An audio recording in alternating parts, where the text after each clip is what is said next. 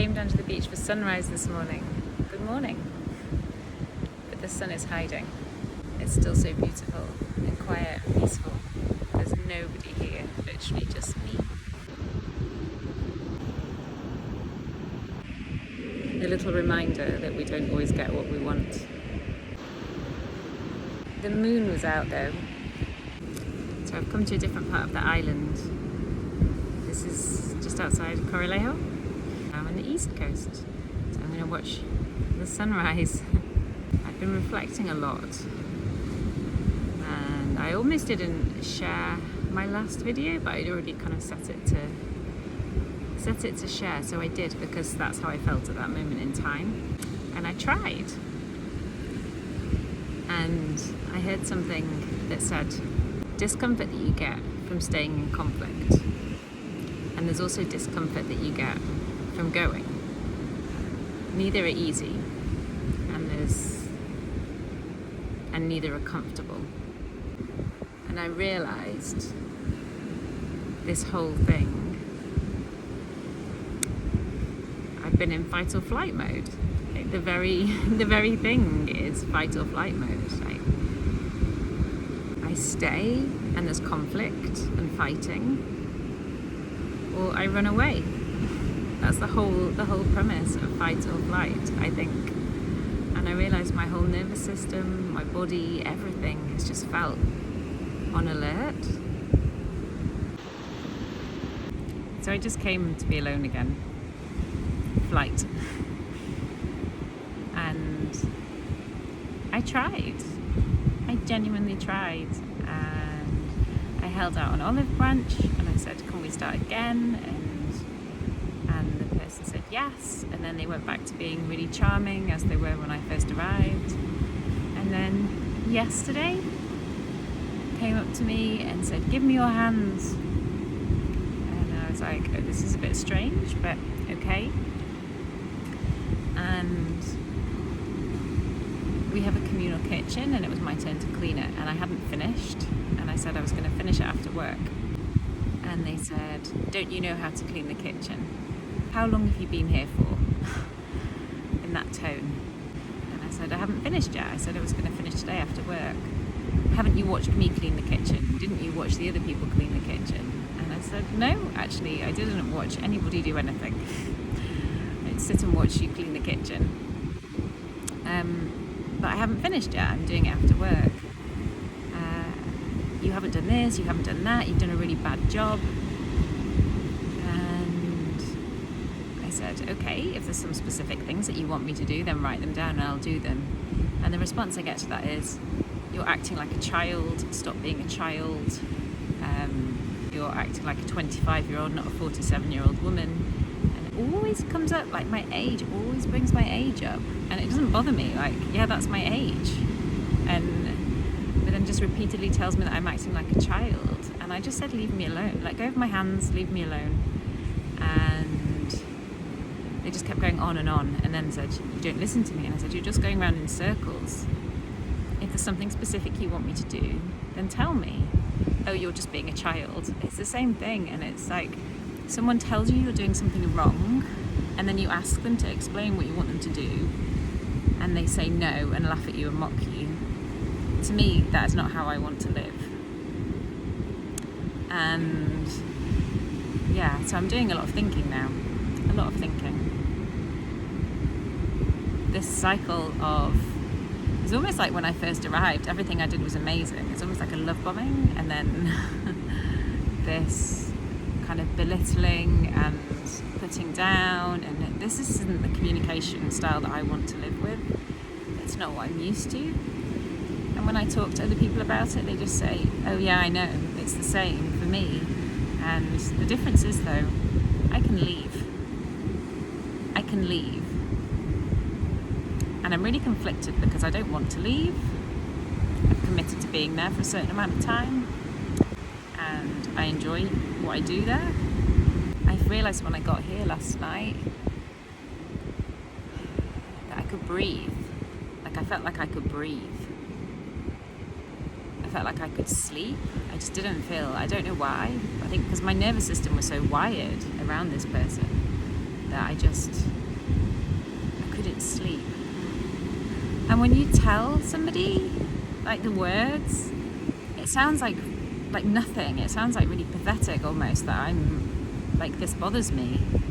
But it's hard to put into words the energy that comes across. And my spider senses and my nervous system tell me that it's not safe, that this person for me is not safe, and doesn't communicate in a way that I can live with.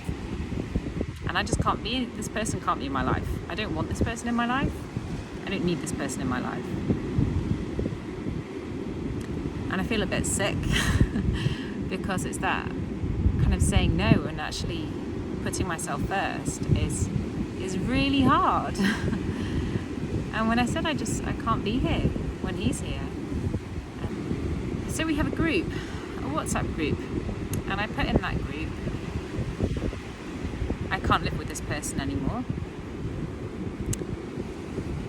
And then they started sending me private messages. So I screenshotted the private messages, blocked this person, and sent photographs of the private messages telling me to delete my message and other things into the group. To which they responded that I was a rubbish person, basically. And then I just said, if you have a problem with me, speak with my boss. This man does not have permission to talk to me or touch me.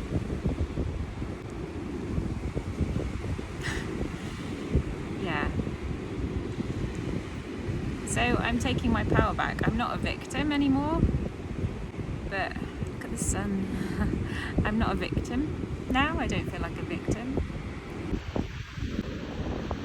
There is light and dark in all of us. And I think the sun now is a reminder that even when you can't see it, the light is still there. And sometimes that light gets obscured, but it's there. And I feel like my light, my sparkle, my whatever has been squashed. And I'm not putting the blame on other people. You know, so far I've chosen not to go.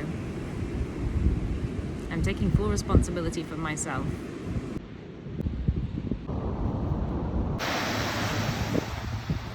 There's the moon. So yeah, there's still a big part of me that really struggles with speaking my truth. I feel like I'm trying to protect somebody, and that I'll get into trouble if I say something negative about somebody else.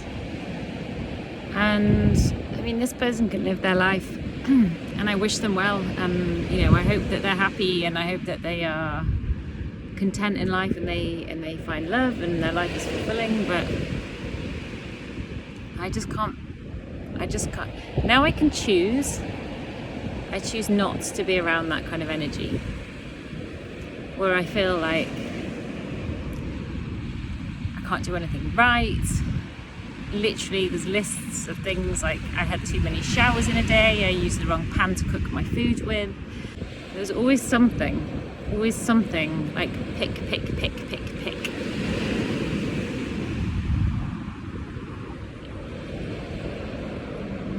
You don't have to be friends with everybody in the world.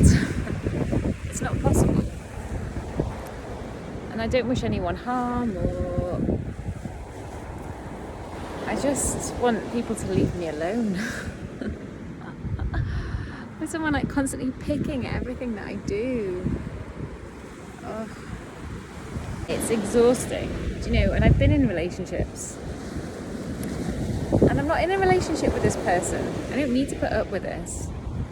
So there we go. And the ocean soothes my soul. I genuinely think that I was a mermaid in a past life. Anyway, have a lovely day. There's one more thing that I was going to talk about that I kind of forgot.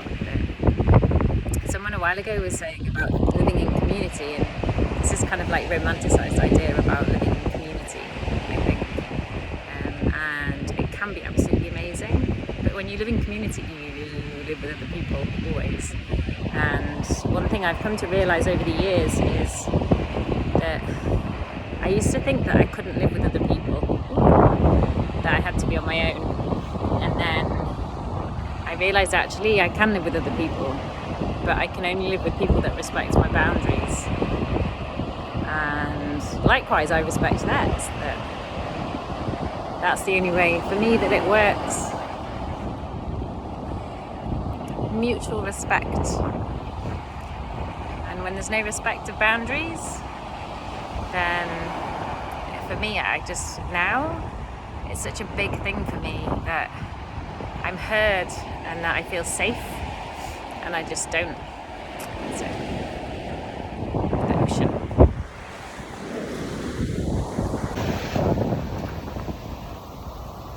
Boundaries aren't there to upset other people. Boundaries are there to protect and to feel safe.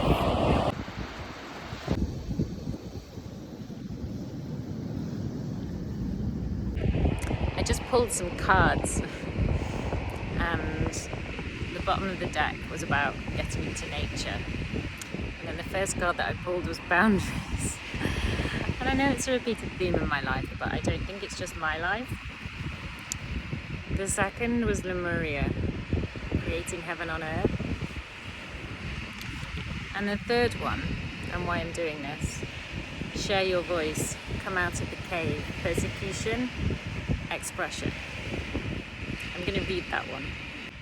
So share your voice, come out of the cave, persecution, expression. You are being called to share your voice, perhaps by speaking up in relationship or through writing, speaking, singing, or some other form of creative expression. We each hold a truth deep within us that longs to be expressed, sculpted for lifetimes. The voice of your soul is like no other. It carries with it wisdom that can only be gained through soul history and growth. By remembering, tapping into, and expressing this unique tone, we not only heal ourselves, we also heal the planet at large. When you share your voice, you unlock something in the universe and call a missing piece of you home. Your individual voice is the most powerful sound current on the planet. If you have kept your soul's voice silenced or held back, chanting or singing could be truly life-changing for you. As we shed the layers of our personality and start letting our unique soul speak through us, we discover that we actually have a very clear message that longs to be shared. The more we speak it, the clearer it gets. There has never been a better time in history than right now to rise up, speak your truth, and share your soul's voice. If you feel fearful, know that you are not alone, and the world needs your unique tone in order to harmonize. As we each rise up and share our song, we make it easier for the next person to do the same. And the final bit is express yourself, share your voice, speak to those who can hear you. And this is from Rebecca Campbell, Work Your Light Oracle Cards. So, share your voice.